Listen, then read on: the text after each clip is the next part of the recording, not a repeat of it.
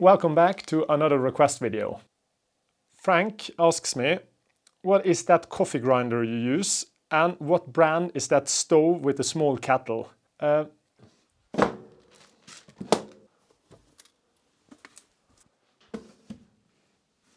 Today we're going to take a closer look at my coffee setup.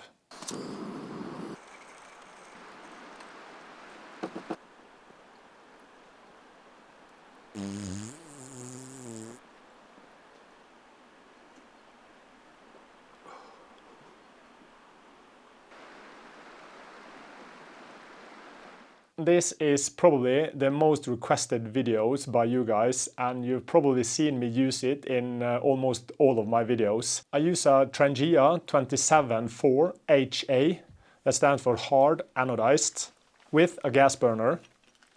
I use a GSI Backpacker mug with the GSI Javadripper filter.